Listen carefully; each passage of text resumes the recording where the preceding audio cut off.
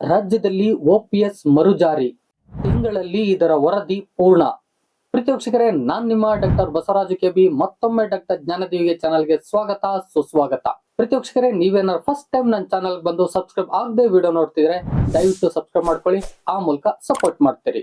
ಇದೇ ರೀತಿಯ ಇನ್ಫಾರ್ಮೇಟಿವ್ ವಿಡಿಯೋಗಳು ನಾನು ಅಪ್ಲೋಡ್ ಮಾಡಿದ ತಕ್ಷಣ ತಲುಪಬೇಕು ಅಂತ ಹೇಳಿದ್ರೆ ಪಕ್ಕದಲ್ಲೇ ಇರೋ ಬೆಲ್ ಬಟನ್ ಕ್ಲಿಕ್ ಮಾಡಿ ಆಲ್ ಅಂತ ಸೆಲೆಕ್ಟ್ ಮಾಡ್ಕೊಳ್ಳಿ.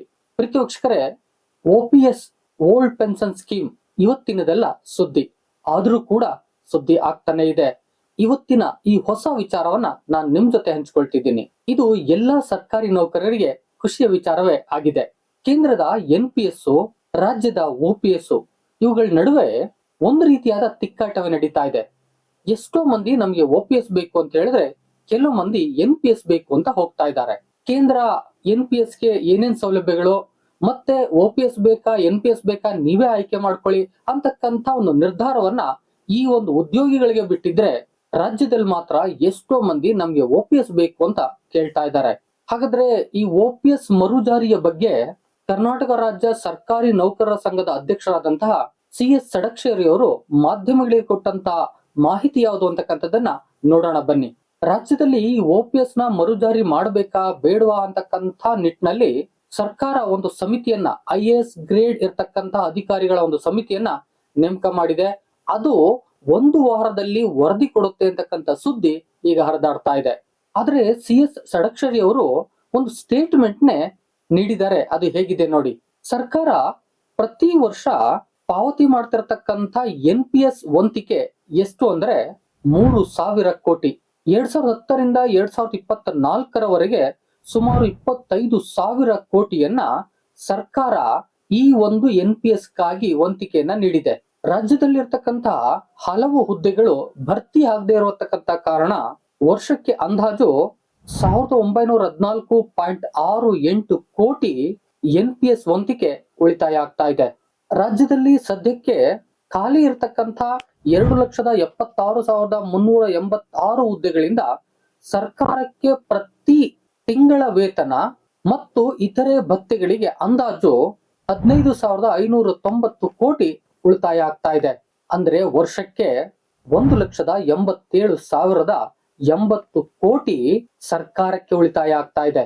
ಬಹುತೇಕ ಈಗ ಯಾರು ಕಾರ್ಯನಿರ್ವಹಿಸ್ತಾ ಇದಾರೋ ಅಂದ್ರೆ ಹುದ್ದೆಯಲ್ಲಿದ್ದಾರೋ ಅವರು 15 ರಿಂದ 20 ವರ್ಷಗಳಲ್ಲಿ ನಿವೃತ್ತಿ ಆಗ್ಲಿದ್ದಾರೆ. ಹಾಗಾಗಿ ಹಳೆ ಪಿಂಚಣಿ ಯೋಜನೆಯನ್ನೇನಾದ್ರೂ ಜಾರಿ ತಂದ್ರೆ ಸರ್ಕಾರಕ್ಕೆ ಉಪಯೋಗ ಆಗ್ತದೆ ಹೊರತು ಏನು ತೊಂದರೆ ಆಗೋದಿಲ್ಲ. ಆ ದಿಸೆಯಿಂದಾಗಿ ಸರ್ಕಾರ ಒಂದು ಒಳ್ಳೆಯ ಸುದ್ದಿಯನ್ನೇ ಕೊಡಬೇಕು. ಜೊತೆಗೆ ಈ ಹಣ ಏನು ಉಳಿಯುತ್ತೋ ಅದನ್ನ ಅಭಿವೃದ್ಧಿ ಕಾರ್ಯಗಳಿಗೆ ಸರ್ಕಾರ ಬಳಸ್ಕೋಬೋದಲ್ಲ ಅಂತಕ್ಕಂಥ ಮಾಹಿತಿಯನ್ನು ಕೂಡ ನೀಡಿದ್ದಾರೆ. ಅವರೇ ಹೇಳ್ಕೊಂಡಂತೆ ಛತ್ತೀಸ್ಗಢ, ಹಿಮಾಚಲ ಪ್ರದೇಶ, ಪಂಜಾಬ್, ತೆಲಂಗಾಣ ಮತ್ತು ಆಂಧ್ರ ಪ್ರದೇಶ ರಾಜ್ಯಗಳು ಹಳೆ ಪಿಂಚಣಿ ಯೋಜನೆಯನ್ನು ಜಾರಿ ಮಾಡಿವೆ. ರಾಜಸ್ಥಾನ ಮತ್ತು ಜಾರ್ಖಂಡ್ ರಾಜ್ಯಗಳು ಹಳೆ ಪಿಂಚಣಿ ಯೋಜನೆ ಜಾರಿ ಮಾಡುವುದಾಗಿ ಘೋಷಿಸಿವೆ. ಕೇಂದ್ರ ಸರ್ಕಾರವು NPS ಮತ್ತೆ OPS ಗೆ ಆಯ್ಕೆಯನ್ನ ಕೊಟ್ಟಿದೆ. ರಾಜ್ಯವು ಕೂಡ NPS ಯಾರಿಗೆ ಬೇಕೋ ಅವರು ಆಯ್ಕೆ ಮಾಡ್ಕೋಬಹುದು, OPS ನಾವು ಜಾರಿ ಮಾಡ್ತೀವಿ ಅಂತಕ್ಕಂಥ ನಿರ್ಧಾರವನ್ನ ಮಾಡಬಹುದು. ಆಯ್ಕೆಯನ್ನ ಕೊಟ್ರೆ ಆ ಹುದ್ದೆಲಿರ್ತಕ್ಕಂಥವ್ರು ಯಾವ್ದು ಬೇಕೋ ಅದನ್ನ ಆಯ್ಕೆ ಮಾಡ್ಕೋತಾರೆ. ಅದರಲ್ಲಿ ಏನು ತೊಂದರೆಗಳು ಕೂಡ ಆಗೋದಿಲ್ಲ ಅಂತಕ್ಕಂಥದ್ದನ್ನು ಕೂಡ ಹಂಚಿಕೊಂಡಿದ್ದಾರೆ. ಪ್ರೀತಿವೀಕ್ಷಕರೇ, ಈ OPS NPS ಈ ಒಂದು ಪಿಂಚಣಿ ವ್ಯವಸ್ಥೆಗಳು ಯಾರ್ಯಾರಿಗೆ ಎಷ್ಟೆಷ್ಟು ಉಪಯುಕ್ತ ಆಗ್ತವೆ ಅಂತಕ್ಕಂಥದ್ದನ್ನ ಆ ಒಂದು ಉದ್ಯೋಗಿಗಳೇ ನಿರ್ಧರಿಸ್ತಾ ಇದ್ದಾರೆ.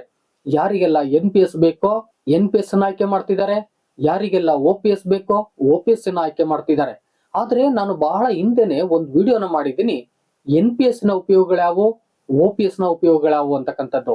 ಈ ನಿಟ್ಟಿನಲ್ಲಿ ನೀವು ಆ ವಿಡಿಯೋನ ನೋಡಿಲ್ಲ ಅಂತ ಹೇಳಿದ್ರೆ ನಾನು ಎಂಡ್ ಸ್ಕ್ರೀನ್ ಅಲ್ಲಿ ಹಾಕಿರ್ತೀನಿ, ಹೋಗಿ ನೋಡಿ.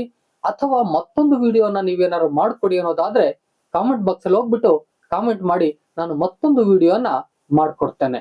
ರಾಜ್ಯ ಸರ್ಕಾರಿ ನೌಕರರ ಸಂಘದ ಅಧ್ಯಕ್ಷರಾದಂತಹ CS ಷಡಕ್ಷರಿ ಅವರ ಪಟ್ಟು ಒಂದೇ. ಕಾಂಗ್ರೆಸ್ ಸರ್ಕಾರ ಅಧಿಕಾರಕ್ಕೆ ಬರುವ ಮುನ್ನ ತನ್ನ ಪ್ರಣಾಳಿಕೆಯಲ್ಲಿ OPS ಅನ್ನ ಜಾರಿ ಮಾಡ್ತೀವಿ ಅಂತಕ್ಕಂಥ ಭರವಸೆಯನ್ನ ನೀಡಿದ್ರಿ. ಆ ಕಾರಣದಿಂದಾಗಿ ಈಗ OPS ಅನ್ನ ನೀವು ಜಾರಿ ಮಾಡಿಕೊಡಿ. ರಾಜ್ಯದ ಎಷ್ಟೋ ಉದ್ಯೋಗಿಗಳಿಗೆ ಇದು ಉಪಯೋಗ ಆಗ್ತದೆ, ಜೊತೆಗೆ ಸರ್ಕಾರಕ್ಕೂ ಕೂಡ ಉಳಿತಾಯ ಆಗ್ತದೆ. ಸರ್ಕಾರ ಅಭಿವೃದ್ಧಿ ಕಾರ್ಯಗಳಲ್ಲಿ ಆ ಹಣವನ್ನ ಬಳಸ್ಕೋಬಹುದು.